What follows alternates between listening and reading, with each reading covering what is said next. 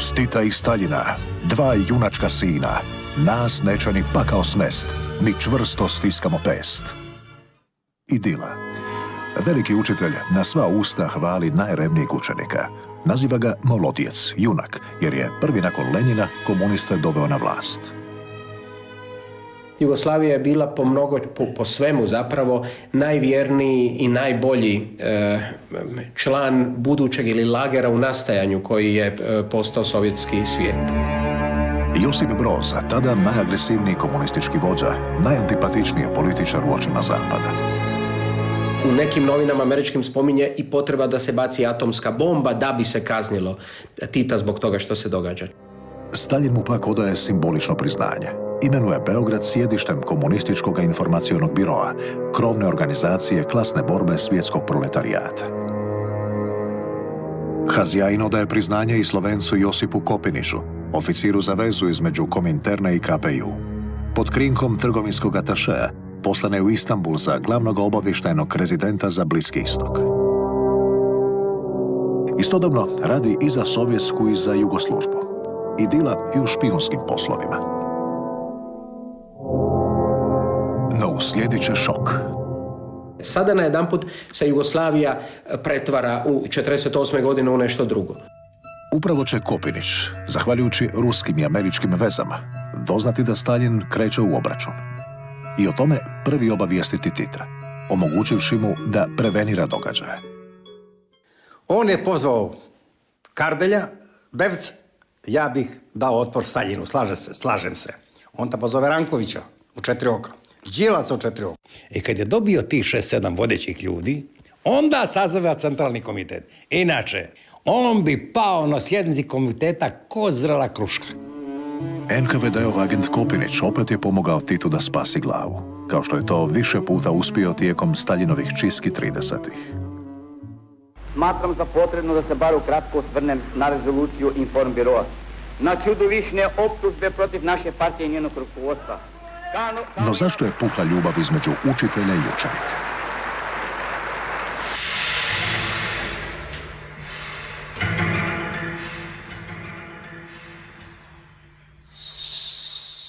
Rezolucija Informbiroa kojom je Tito izopćen bila je tek kulminacija dugotinjajućeg sukoba, prikrivanog parolama o ujedinjenju proletera svih zemalja. Rusi su poslali savjetnike u svim važnim pitanjima razvoja Jugoslavije. I na OZNU, i na politiku unutrašnju, i na politiku, i na ekonomiju, i na spoljne poslove, tako da se to zgadilo Titu i vlastima našim. Oni su htjeli da se za sve pitaju, da se njima podnosi izvještaj. Dolazi do obrata jedne politike koja je išla zatim da minimizira ulogu Jugoslavije u tom oslobodilačkom ratu. Jel? To su bili prigovori Sovjeta tada. Nismo mogli prihvatiti te argumente.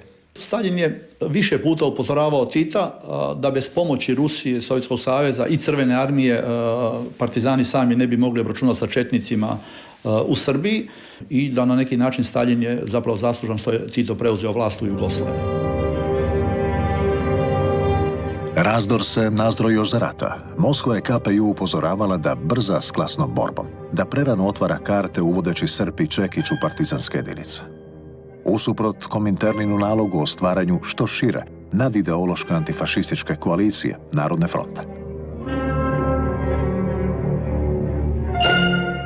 Tito je sabotirao i višestranačku vladu sa Šubašićem, dio dogovora između Churchilla i Staljina. Ta podjela 50-50 za Jugoslaviju je u mnogo čemu zapravo bila pomalo apsurdna, jer je Tito imao 100% vlast tamo gdje je vlast uspostavio. Staljin je očekivao od Tita podjelu vlasti, pa je konačno očekivao i da će kralj se vratiti u zemlju. Tito je remetio Staljinove odnose sa Zapadom. Mimo dogovora okupirao je Trst. Produbljavanje sukoba između Moskve i Beograda događalo se zbog toga što su jugoslavenski komunisti, odnosno Jugoslavije, pomagali komuniste u Grčkoj u njihovom pokušaju preuzimanja vlasti, što je bilo protivno dogovoru koji su postigli Sovjetski savez sa zapadnim saveznicima na Jalti. Zadatak preljevanja revolucije dobila je UDBA. Jovo Kapičić i Slobodan Krstić Učo organizirali su vojne instruktore i pošiljke oružja grčkim pobunjenicima. UDBA je po nalogu Josipa Broza, koji je težio prerasti u balkanskog hegemona, premrežila i drugu metu, Albaniju. Na vlast je dovela Titofile. 2 divizije Jugoarmije već su bile na granici, no okupaciju je u posljednji čas spriječio Staljin. Razlaz je bio neizbježan. Veliki učitelj pozvao je komuniste da smijene Tita, te da vrate Jugoslaviju na pravi put. Pa se tako u toj izjavi kaže: KPJ sprovodi neprijateljsku politiku prema SSR-u ukidanjem marksističkih gledišta. KPJ-om rukovode špijuni i strani plaćenici i tako dalje. Konsternacija, posebice u vrhu Jugovojske. Dio najviših oficira bježi preko granice, vjerujući da će se vratiti na tenkovima Crvene armije. Drugi dio svjesno je ostao, kujući puč. Komandant tenkovske jedne oklopne jedinice, veće oklopne jedinice, i oni su planirali da uzmu oklopnu jedinicu, da uđu u Beograd i urade što hoće. Suočen s mogućom vojnom pobunom, Tito je oslonac opet našao u UDBI. Pazi ova, uzmi, obezbijedi Pančevački most. Ne smije da prođe ptica za Beograd. Ništa, na svijetu. Ne pitam koliko košta. Kaže, kako tebe zove kod toliko generala oficira? Jer nije njima vjerovao, a mene vjerovao. To je bilo stanje. Iz istog su razloga vojnim graničarima pridruženi pripadnici civilne tajne službe. A što je njihov posao bio? Da vide su Rusi krenuli, pa ih ulove tamo na granici nekakvi lovački psi i nekakvi njihovi agenti, sve pobiju. 2000 ljudi je poginulo. Suočena s moskovskom optužbom da nije raščistila s kulacima, KPJ tako donosi odluku o kolektivizaciji, o uključivanju najčešće prisilnom privatnih imanja u seljačke radne zadruge, kolhoze po ruski. Određene su nerealne kvote proizvoda koje seljaci moraju predati. Tu količinu žita, mesa ili mlijeka najčešće su mogli samo sanjati. Zadatak utjerivanja dobili su, a tko drugi, nego udbini operativci. To znači imali su neograničene ovlasti kako postupati, kako saslušavati, kako premlaćivati seljake, ako se nekoga likvidiralo, ako se otelo više nego što je fiktivno bilo propisano. Dakle, tu nije bilo nikakve sankcije za obavještajne službe. S pravom ogorčeni seljaci tretirani su kao veleizdajice. Dakle, u jednom ozračju gdje imate odriješene ruke, onda tu granica između onoga što je interes partije i države, a što je nekakav osobni interes, to se veoma često preklapalo i nije se moglo razlikovati. Ne morate se držati zakona kao pijan plota, znamenita je Titova preporuka. Ista pravila igre vrijedit će i za obračun s IB-ovcima.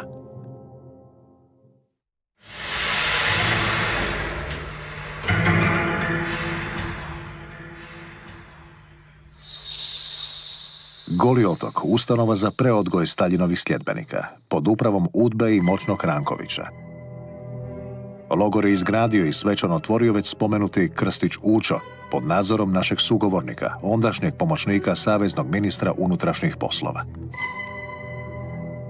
Vrh armije, taj se vrh na svakom mjestu na svijetu strelja odmah. Odmah se strelja. Kratki postupak.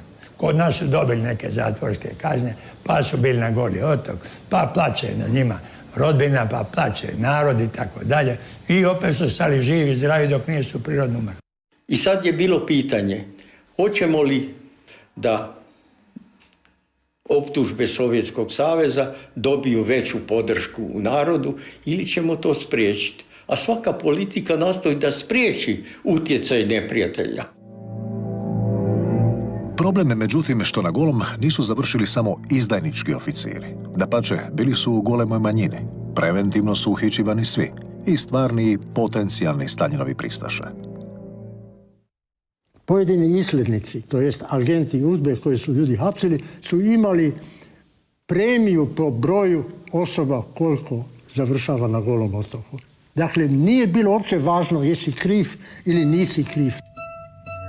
Etiketa IB-ovaca, kad se eto pružila prilika, nalijepit će se svima koji ne konveniraju režimu. Opljačkanim seljacima, radnicima koji se žale na niske plaće, Titovim prijeratnim protivnicima. i tako dalje. To je jedini problem Golog otoka. Dva su problemi, jedno nevini ljudi. Trećina, rekao je Ranko, i trećina mirne duše na pravdu Boga tamo. Dajte im odštetu, brate. Evo, ja ću da javno im pružim ruku, da održim govor, da dam od penzije priloge, daj odštetu nevine ljude. 75% zapravo uopće nisu bili krivi za ništa. Popisi Golotočana počeli su se sastavljati još dok je režim prijetvorno tvrdio da je sukob samo benigni nesporazum o kojem se svi mogu drugarski očitovati, jer će nam to pomoći da se suočimo s vlastitim pogreškama. Rečeno je da će biti provedena opća partijska rasprava o rezoluciji IB. To je zapravo bio vrlo lukavo rečeno da čuju šta ljudi govore i unaprijed je bilo pripremljeno koga će se hapsiti. Nova faza diferencijacije, kad javnost već shvaća da nema šale. Služba vrbuje građane, vaše bradne kolege, susjede, rođake. Tko odbije časni zadatak i sam završi na golom. Oni koji su bili najrazgovorniji za ono koji je bio malo promućurni, pronicljivi, je bilo jasno da su to oni provokatori koji su pričali da se čuju što drugi razgovaraju. Ako se nisi dao navući, to opet ne znači da možeš mirno spavati. Kako ti njega ne prijavljuješ, ti si proglašen neprijateljem. Našeg sugovornika, međutim, nisu navukli, jer ga nitko nije niti pokušao navući. Jednostavno nije imao pojma zašto je uhićen. Tamo si 14 dana u istražnom zatvoru, jesi šta rekao i nisi, on kaže, ako ideš na Goli otok, tamo ćeš sve priznat. Priznat ćeš i kad si majku ugrizi za sisu. Radio je kao grafički urednik u Zagrebačkim novinama. Tek će na robiji saznati da su mu smjestila dvojica kolega. Oni sami su imali formiranu IB-ovsku grupu po nalogu jednog agenta, to jest novinara. I podmetački će dvojac ubrzo nakon pala završiti na golom. Onda je taj meni priznat palac, znaš šta, ja sam tebe prijavio da si ti vjerovatno IB-ovac. Ja mu kažem, kako se uopće došao na tu ideju, pa mi nismo nikad razgovarali. On kaže, ne, mi smo to napravili da se ne bi u nas moglo posumnjati da smo mi neđi IB-ovci. Na to ih je nagovorio onaj isti Udbin agent, ugledni žurnalist. Na Goli, razumije se, jedini on nije dospio. Identitet poznat redakciji. Zavladala je antiruska histerija. Čitati Tolstoja, Dostojevskog ili Maksima Gorkog tretiralo se kao izdaja. Bizarni slučaj jednog Crnogorca. Zaglavit će jer je vrstu krumpira koju je sadio zvao onako kako su je zvali naraštaji prije njega, ruska krtova. Jugoslavija se počela pretvarati u ono što se zove američkim komunističkim saveznikom i bila je važna za takozvanu strategiju raskoljavanja kojim je Jugoslavija kao komunistička bila zapravo potrebnija nego eventualno liberalizirana. Povjesničari rado rabe izraz staljinistički antistaljinizam. Staljinističkim metodama protiv Staljina. Još apsurdnije, moglo bi se govoriti o staljinističkom prozapadnjaštvu. Pitanje zašto si došao ovamo? Totalno je promašeno. Došao si ovamo zato što je sada Jugoslavija morala da pređe na drugu stranu. Na koncu dobilo se 3 milijarde dolara, dobilo se naoružanje, a mi ovdje na Golom otoku smo jeli hranu koja je dolazila iz Amerike. Iz tih se razloga Zapad neće osvrtati na Goli otok otvoren 9. lipnja 1949. Neće se osvrtati na to što je čak 82,23% zatočenika ondje dospjelo bez sudske presude. Kažnjeni su takozvanom administrativnom mjerom društveno korisnog rada. Šakom i kapom dijelila ih je komisija UDBE. Mi prema vama možemo raditi što god hoćemo jer vi ne možete se pozivati na zakon. Tajna služba ima diskrecijske ovlasti da te ni krivog ni dužnog ne samo pošalje u logor, nego da te u njemu i zadrži koliko hoće. Ona ti je mogla produljiti još jednu godinu, pa još jednu godinu i još jednu godinu. Nisi imao kome da se žališ.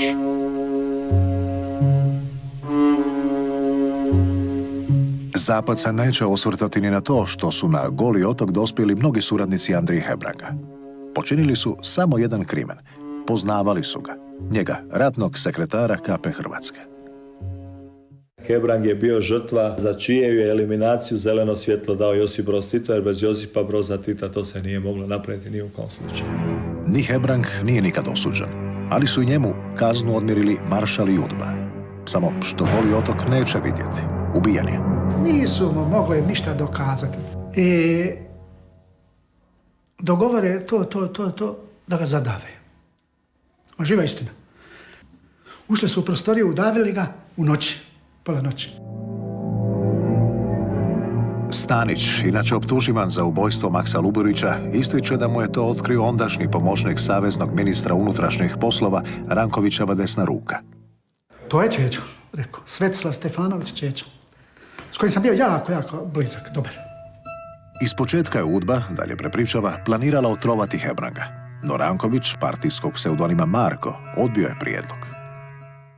Kaže, ne, otrov, onda će, kaže, reći da smo nesposobni i dozvolili da mu se unese otrov, da je ovo ne. Kaže, ovo je najjednostavnije i najčišće. Samoubojstvo. Vješanjem. Prema službenoj verziji, Hebrang se 11. lipnja 1949. godine objesio radijator u ćeliji u Glavnjači. No UDBA je smetnula važnu činjenicu. U tom beogradskom zatvoru nije bilo radijatora. Zatvorenici su se grijali ložeći drva. Zbog te neuvjerljivosti UDBA će tijekom godina ciklički izbacivati nove verzije. M je ubijen injekcijom u vojnoj bolnici, M je utopljen u kadi na Fruškoj gori. Zbog čega je Hebrang eliminiran? Svakako zbog hrvatstva, zbog otpora centralističkim snagama, koje u poratnom preslagivanju karata grabe priliku za reviziju povijesti. Đilas i Ranković kad dolaze u Hrvatsku, oni su ljubomorni kad vide koliko je uspješan narodno-oslobodilački pokret. Jer vi na kraju 43. 44. imate 90 brigada, od toga su 36 brigada Hrvatske brigade. Biti u tome da partizana od 41. do 44. u Srbiji nije bilo. Svakako eliminiran je i zbog suprotstavljanja nerealnom planu industrijalizacije, osude terora nad seljacima. No mnogi istraživači navode i problem osobnih odnosa. Ranković, Đilas i Kardelj su jalni, rovare protiv Hebranga. Hebrang i Tito su jedini bili al pari generacijski. A svi ovi su bili daleko mlađi, tako da je recimo kad bi u razgovoru ovdje bio druže stari, a ovdje bio Joža ovo, Joža ono. Smatrajući da može i mora otvoreno govoriti, Hebrang je na sastanku politbirova pitao zašto se unutar partije ne bi proveli izbori, budući da je većinu članova centralnog komiteta, pa tako i njega samog, kooptirao Tito. No Joži se to stajalište i nije baš dopalo. Njegova glavna značajka je megaloegomanija. Glavni njegov interes je bilo očuvati svoju poziciju vlastodržačke, totalitarne, apsolutne moći. Druže stari, pa on tebe osporava. Vatru su rasplamsali poltroni. No slijedi ono još gore za Hebranga. Uskoro će Staljin, nevezano za taj događaj, početi javno kritizirati KPJ. Čudna li koincidencija, zabrinuo se Tito i pokušao razmišljati na Staljinov način. Rušim Tita. Koga ću namestiti umjesto Tita? Najbolje da bude Hrvat, drugo da bude stari komunist, treće da bude odan Sovjetskom savezu. I te tri karakteristike ima u Hebrangu. Odluka je pala. Travanj 48. Kućni pritvor u Beogradu. UDBA mu plijeni privatne bilješke i dokumenta. 5. svibnja smijenjen je s posljednje savezne dužnosti, mjesta ministra lake industrije. Nekoliko dana opet, poslije toga ja opet moram da uletim u igru. Našeg je sugovornika pozvao Ranković. Dođi odmah. Uđi! Smrt fašizmu, druže, ali šta si me trebao? Ajde, pođite mu gore kod njih. Kažem da su uhapšeni. I da su isključeni iz partije. 7. svibnja. Hebrang je konfiniran kod Srijemske Kamenice, Fruška Gora, skupa sa Sretanom Žujovićem zvanim Crni, smijenjenim ministrom financija. Obojica su etiketirani kao sovjetski špijuni, izdajice, saboteri, antipartijski elementi, dvoličnjaci. Premda ih Agitprop tretira u paketu, Žujović je sve ono što nije Hebrang. NKVD-ov đak, dogmat, Rankovićev šumadinac, tražio je da Crna Gora pripadne Srbiji. Zdravo. Zdravo, druže generale. Kako je? Ovaj tu neće da jede. štrajkuj glađu.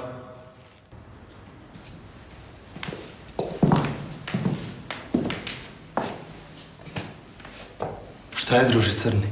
Šta nećeš da jedeš? Ali tebe neko tera da štrajkuješ glađu.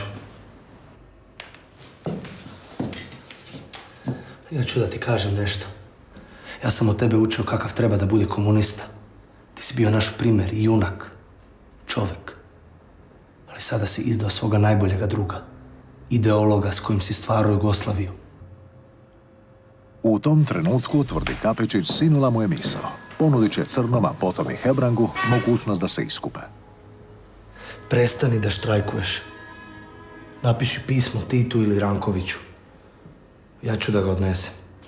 Kada se vratim, sve će da bude dobro. Posle toga pisma. Ali ga lepo napiši. Jesi me čuo? Pokaj se. Nosiš mi crne vesti i ovo.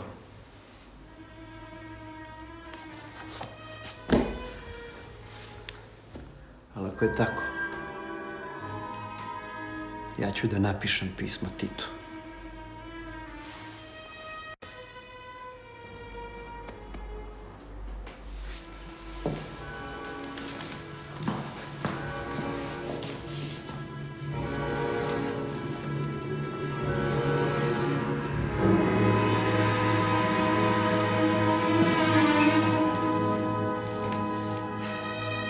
Druže Hebrang.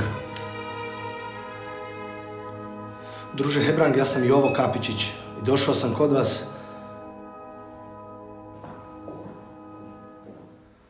Druže Hebrang, ja sam došao da vam saopštim. Pa recite već jednom. Došao sam da vam kažem da ste uhapšeni i da ste isključeni iz partije.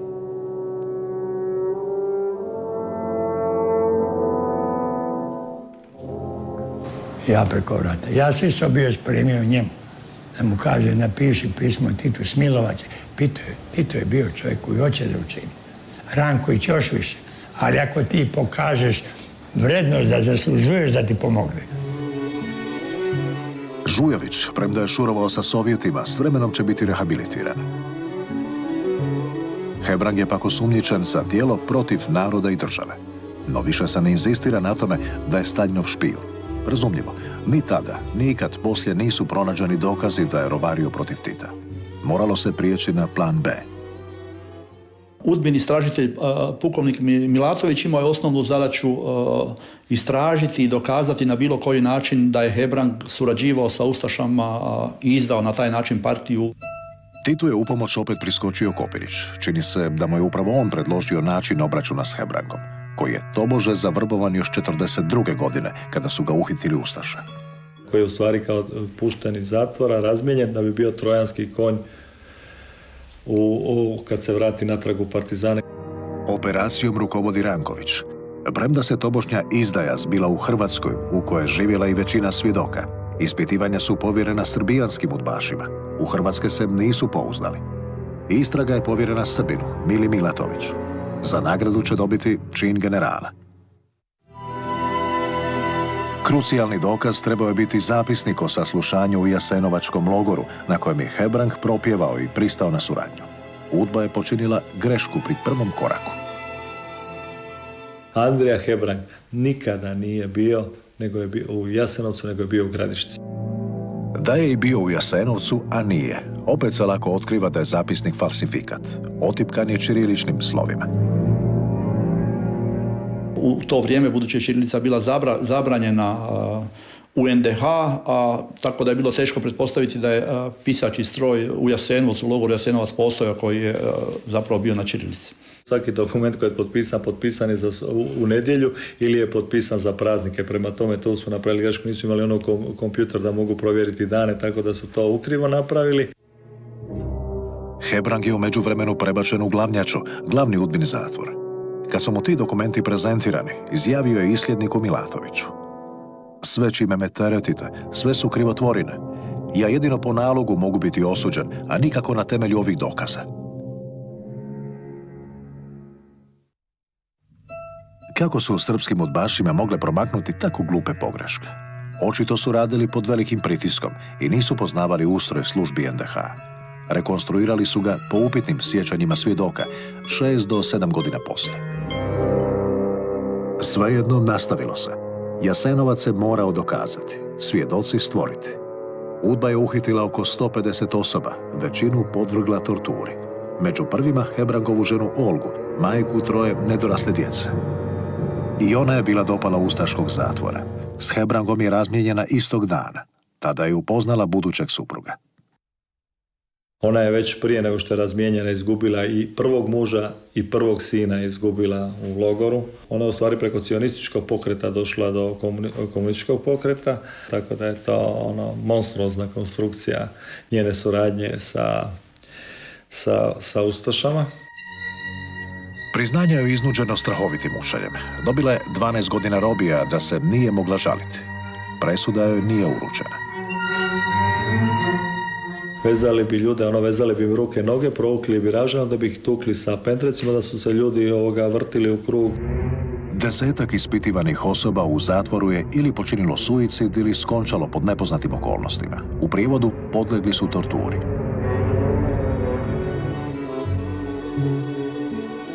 Ali ni uz sav teror konstrukt nije držao vodu.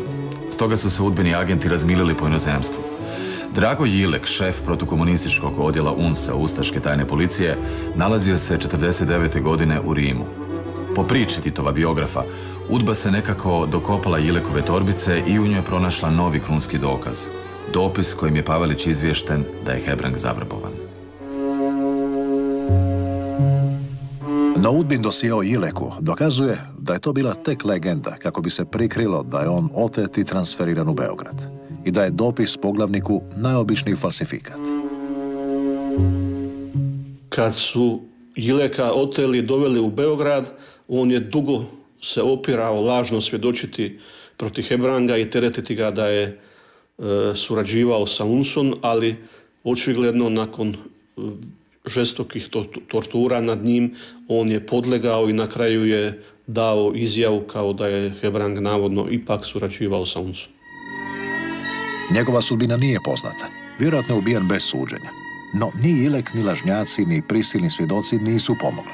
Optužnica je ostala neuvjerljiva. Režim je morao odustati od suđenja, a Hebrang će morati nestati.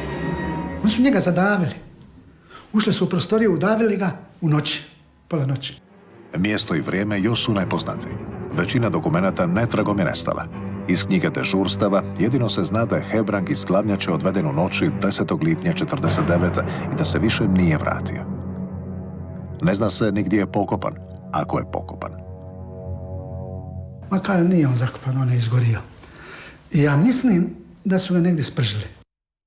Ili u peći ili negdje, da se ne bi bakćale to. Tako je to bilo. Međutim, mrzili su Hebranga, to je nemoguće. Hebrangova je velika greška bila, ona je greška za Srbe. Što je insistirao, nije se slagao sa zagovaranjem republičkih granica. Kada meni kaže Čečo, on čeka majku mu jeben, kaže ustašku, hoće, ja se izvinjavam na riječima, to su bile riječi njegove, kaj majku mu jeben, kaže, hoće, eto, kaj je prepustio ko Zemun, hoće kaj je do Rume granica. Pretpostavka je da se zbog zahtjeva da Hrvatskoj pripadne istočni Srijem, Hebrang u evidenciji Glavnjače i vodio pod šifrom Sremac. UDBA-in cinizam.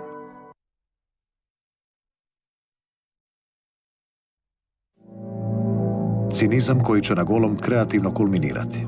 Oni su tukli među sobom. Oni su bili, recimo, baraci, pa jedni hoće, jer to je bilo, hoće da potpiše da neće da sarađuje sa Rusijom i sa ne znam kim tamo. Hoće da ide kući. Ovi mu ne daju. I potuku se. To je bilo. Ovi se naši nisu miješali. Udrite vi ako hoćete.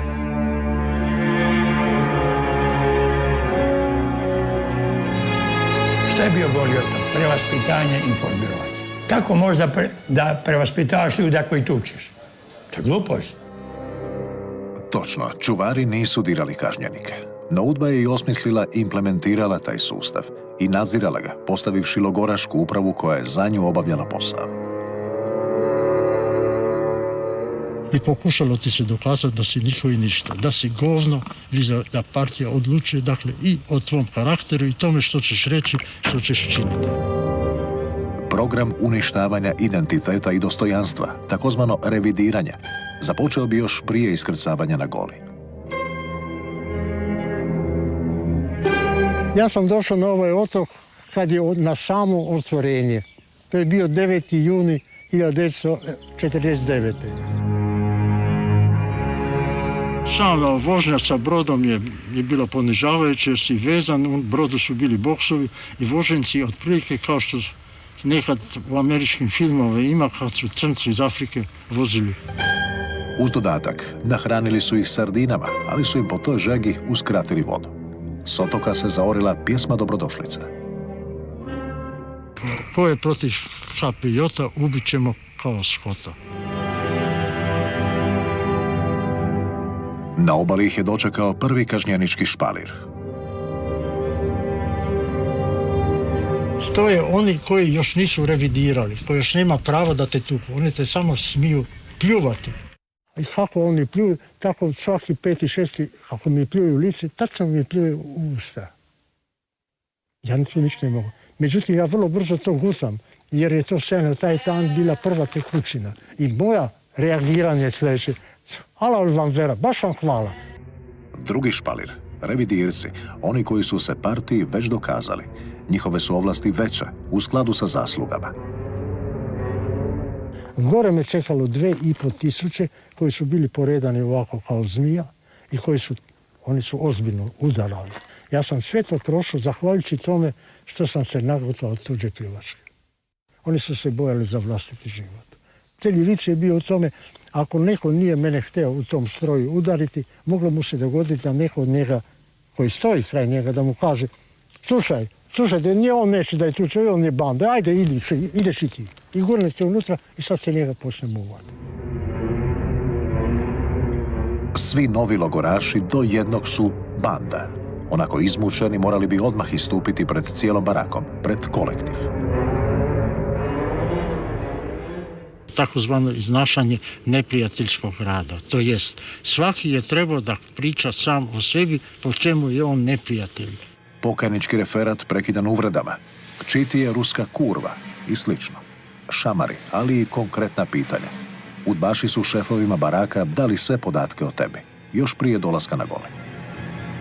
Sam kolektiv, svi ostali kažnjenici određuju ili ocenjuju da li je on iskren ili nije iskren. Slijedi kamenolom, novi test izdržljivosti, takozvani tragač. Dvojica nose kamenje, s tim da je sva težina prebačena na prednju stranu nosila.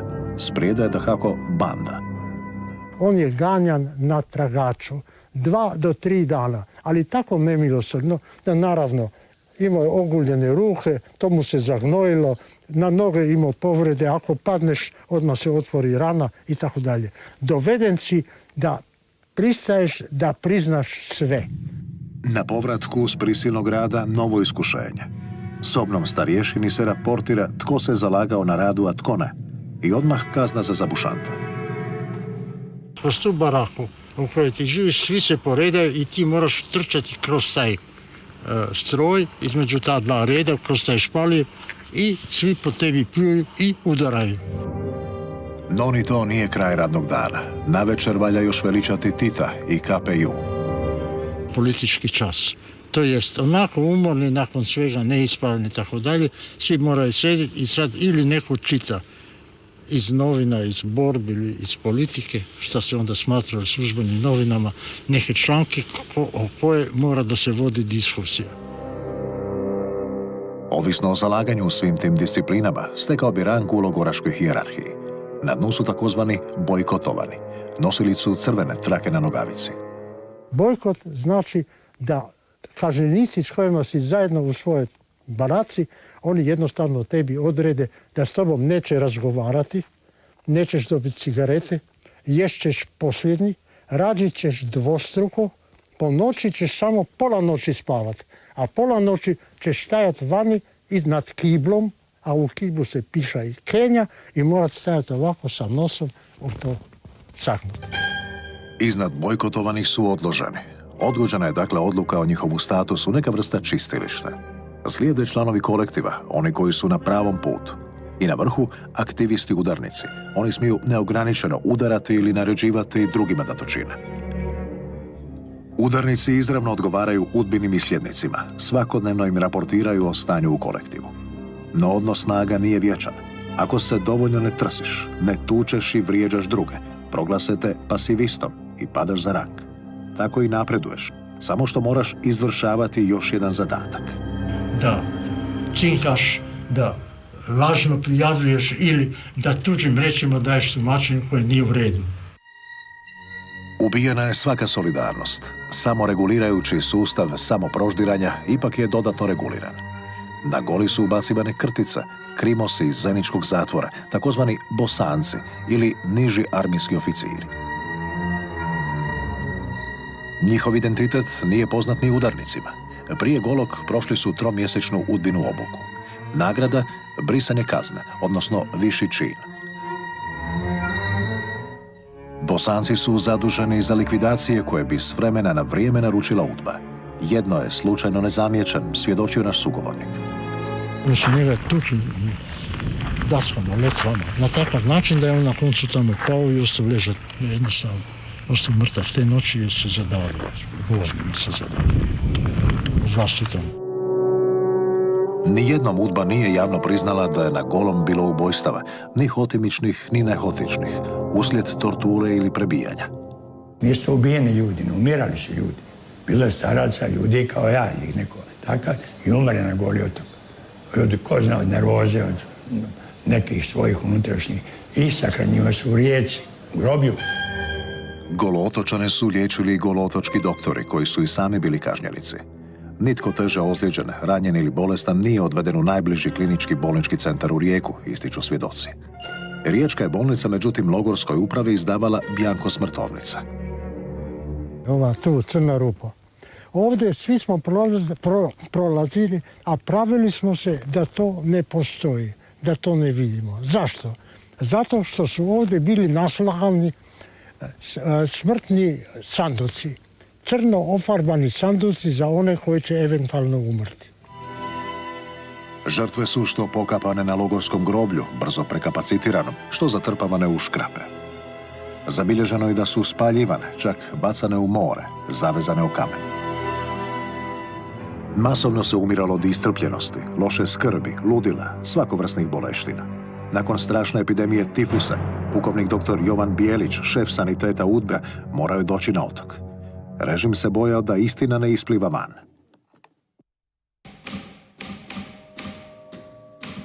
Izveštaj. 17. jula 1951. U prvih par dana kada sam došao ovde, bilo je 9 mrtvih. Od toga 4 kažnjenika su izvršila samoubistvo, a 5 su umrla od ozljede bojkota. Specijalni režim bojkota, tako to zovu. Ma to nasilje se otelo kontroli. Ova 5 ubijenih imaju frakturu baze lobanje. Naprosto im rascopaše glavu. A epidemija tifusa, srećom da je prestala pre nego što sam došao. U aprilu i maju poharala je otok. Lekar kažnjenik dr. Nikola Nikolić vodio je evidenciju o stradalima. Evo kaže da ih je najgoreg dana, samo tog dana, pomrlo 262.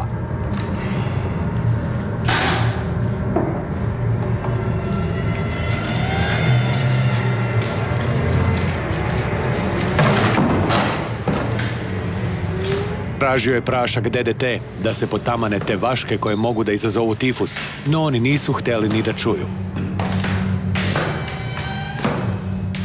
Zbog njih smo imali na 1000 mrtvih.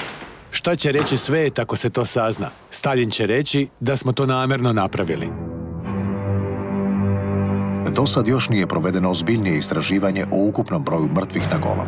Kao u slučaju Jasenovca ili Blajburga, na dijelu je rat brojkama. Kreću se u rasponu od jugorežimskih 242 umrlih do čak njih 6250. Svakog dana u bolnici se leči prosječno 500 do 600 kažnjenika, a još 2 puta toliko ostaje da leži u barakama. Pod civilnim kriterijumima ovdje je 50% ljudi nesposobno za rad. A i prostor je pretesan. Logoraši prespavaju ko sardine. U paviljonima imaju oko 1,8 metara kvadratnih po čoveku, a minimum bi trebao da bude 4 metra. Pa se ne čudim da po ovoj žegi masovno dobivaju toplotne udare i padaju u nesvest. Gde sam ono stao? A da, 5 su umrla od ozljeda bojkota. Tačka. U 16 dana jula, koliko sam ovde, konstatovao sam 42 smrtna slučaja, 17 od sunčanice i toplotnog udara, te 9 od distrofije i iscrpljenosti. Golootočki robijaši tvrde da je doktor Bijelić uljepšavao podatke, da je stanje bilo i gore. Frizirao ili ne, njegov je izvještaj ponukao Aleksandra Rankovića, zvanog Marko, da s Jovom Kapičićem ubrzo posjeti Goli otok. Robijaški ga je stroj dočekao skandiranjem. Tito Marko, Tito Marko. Izvršio je svečanu smotru, obišao kompleks, izjavio: Goli otok nije nikakav logor smrti, već radilište socijalističke izgradnje.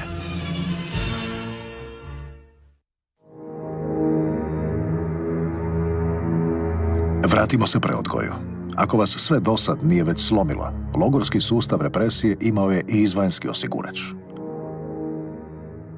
Ne samo da se plaši pojedinca, da se boji za svoj život, nego i to što se boji za svoju familiju koja je vani. I stvarno su od žene dobivali otkaz na radu. Ako je stan bio državni, onda su ih terali iz stana. I još se tražilo da se odreknu svoga muža ili muž da se odrekne svoje žene. Stoga je većina uznika brzo shvatila što im je činiti. Prihvatili su igru.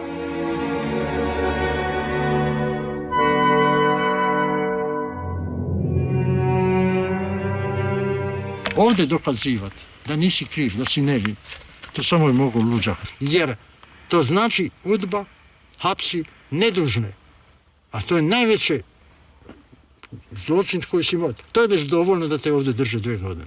Samo zbog toga. Prije otpusta morali bi potpisati tipsku izjavu, potvrdu da su revidirali. U želji da svojoj partiji pokažem ponovno svoju privrženost i steknem njeno povjerenje, koje sam izgubio počinivši prema njoj izdaju, stavivši se na poziciju informbiroa, ovim se obvezujem da ću u suradnji sa UDBom voditi nepoštednu borbu protiv svih neprijatelja partije, ma otkuda oni dolazili. U saradnji sa UDBom. Naglasimo formulu. I otvoreno se govorilo, ako hoćeš s nama surađivati, izađeš na slobodu, sve će opet biti kao što je bilo. Goli u to doba nijednom nije spomenut u medijima. Za javnost nije postojao. Stoga i drugi preduvjet za izlazak. Ako nešto progovoriš, vratit ćemo te nazad. Pal je pušten nakon 6 mjeseci. Prema motu da i Beovac smije izaći iz zatvora, ali na slobodu ne. Unovačen je u radnu brigadu na gradnji cesta. Svi su se koji se vratili vraćaju na svoje mjesto. Radno, penzija mu ide, on dođe na radno mjesto, postaje normalan čovjek, završio se informbirom i tako dalje. Nije mogao dobiti dobro zaposlenje, njegova familija je bila već disfamirana, vjerovatno isterana iz stana, svi su bježali od njega, jer ljudi nisu vani bili naivni. Ja kad sam išao ulicom, idu moji prijatelji iz redakcije, oni brzo prelaze na drugu stranu ulice. Ljeto 51. Pal će iznova završiti na Golom. Goli otok nije funkcionirao samo ovdje, on je funkcionirao i na slobodi. Nije prijavio nekog znanca koji mu se požalio na stanje u državi. Uspostavit će se da je bio vrbovani provokator. UDBA se pobrinula informirati logoraški odbor za doček da Pal dolazi ponovno. Zbog toga će zaslužiti individualni tretman. Ipak je on nepopravljivi i Beovac. Pošto smo uvatili za noge i za kosu, baš za kosu, i ovako kao vreću bacili preko ograde na jedno 4 metra dalje, gdje su nekakav šodar, gdje su onda počeli mene s nogama da obrađuju. Tada sam se uplašio jer ne možeš braniti bubrege, ne možeš braniti ovo, možeš braniti lice, možeš braniti ovo. Stroj, bojkot i cinkanje boleština. Sve i ovo nanovo.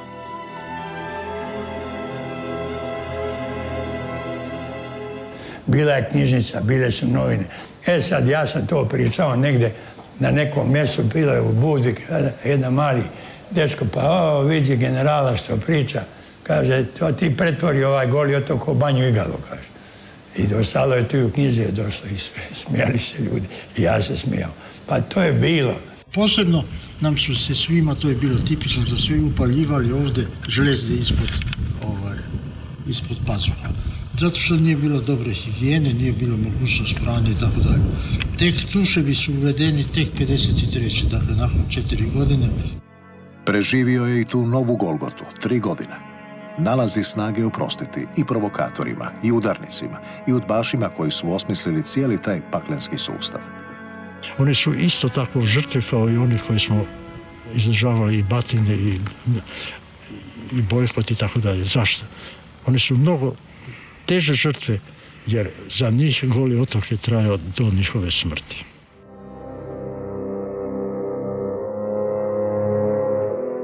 Nakon Staljinove smrti i pomirbenog posjeta, njegova nasljednika Nikite Hruščova, 55. Beogradu, i posljednji su i Beovci pušteni s Golog. Preuzima ga ondašnji hrvatski MUP. Onda je to postao normalni KPD. KPD u koji si došao zbog toga što si negdje pregazio nekoga ili si negdje proneverio, pa si bio suđen na 2 ili 3 ili 4 godine, ali sudski.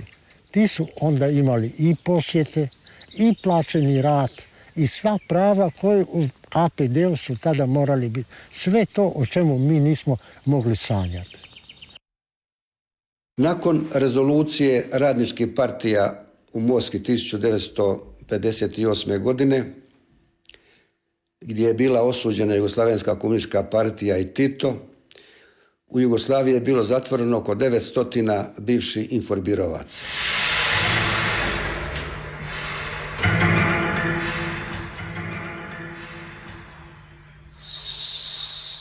Dio njih završit će opet na otoku, ali ne na Golom, nego 3 kilometra istočnije. Završit će na Svetom Grguru, za koji se kad što zaboravlja da je bio dio jedinstvenog logorskog kompleksa, u publicistici najčešće nazivanog Arhipelag Goli. Komunistička je vlast otoku Sveti Grgur promijenila ime u samo otok Grgur i svi oni koji bi spomenuli Sveti Grgur su proglašavani klerofašistima. Na njemu je bio logor za žene, kroz koji je prošlo oko 900 Ibeovki. Na suprotnoj strani otoka starale su se barake za većinom zabludjele visoke oficire. Upravo u tu golotočku depadansu, ispražnjenu nakon kratkotrajne pomirbe sa Sovjetima, stigli su novi Ibeovci, ali neće ostati sami. Pridružit će im mlade hrvatske domoljube, gimnazijalce, studente. Jedan od tih ljudi iz tog vremena iz UDBE piše, kaže, završite istražni postupak, ako im ne nađete nikakve krivice, obustavite ga, znači prije kraja, i uputite ih na Sveti Grgur. Završit će na robiji bez suđenja, administrativnom mjerom. 2 će godine tako biti internirana i 3 metkovskih gimnazijalaca na čelu sa Stojanom Vučićevićem, koji će se kasnije proslaviti kao jedan od najvećih hrvatskih pjesnika 20. stoljeća. Njih je makarska UDBA zatvorila, ispitivala i mučila, međutim nisu došli do bilo kakvog dokaza o njihovoj krivnji. Međutim, je splitska UDBA naredila da ih se pošalje na otok Sveti Grgur. Onamo će UDBA na 2 godine spremiti i Vukojevića, premda je oslobođen sumnje da je predvodio studentske nemire u domu na Zagrebačkoj Laščini. Neki moje kolege, studenti koji su inače bili članovi partije, su posvjedočili da sam se nalazio u kritično vrijeme za vrijeme studentskih demonstracija s njima na jednom drugom dijelu grada. No, UDBA ga je ipak poslala na Sveti Grgur, opravdavajući odluku pretpostavkom kako bi Vukojević zacijelo sudjelovao u neredima da slučajno nije bio odsutan. Među oko 130 Grgurovaca bio je još niz danas poznatih imena. Pjesnik Joja Ricov, ekonomist Mate Babić, odvjetnik Stjepan Herceg, diplomat Ivo Limljanić. Sveti je Grgur napušten 66. godine, a zatvor na Golom funkcionirao je do 1988. Bili su u vlasništvu Savezne UDBE i tek 1991. godine uredbom Vlade Republike Hrvatske su postali imovina Republike Hrvatske. Sjećom inforbirovaca i svih kojima je lijepljena ta etiketa, režim se obračunao s unutarnjim neprijateljem, stvarnim i potencijalnim. I još 1966. godine dao uništiti pripadne dokumente UDBE, osobito personalne kartone. Stoga se ni danas ne zna koliko je ukupno osoba prošlo kroz arhipelag Goli. Broj se rasteže od oficijelnih 16.228 do 100.000 koliko procjenjuju neki kažnjenici. Učvršćen, režim će oštricu represije opet preko UDBE okrenuti prema političkoj emigraciji. Spomenimo za sad ubojstvo ustaškog generala Maksa Luborića. Ja jesam bio prisutan prilikom njegove likvidacije 20. travnja, nedjelja bila, lijep sunčan dan. Bez mene se to ne bi moglo ni uraditi, bez moje suglasnosti. Svog najboljeg obavještajca Kopinića, koji se 1949. vratio u Jugoslaviju, Tito je htio nagraditi za odanost, imenovati admiralom ratne mornarice. No on je radije postao direktor pulskog brodogradilišta Uljanik. Tako je sa samo 38 godina, bar službeno, sišao s političko-špijunske scene.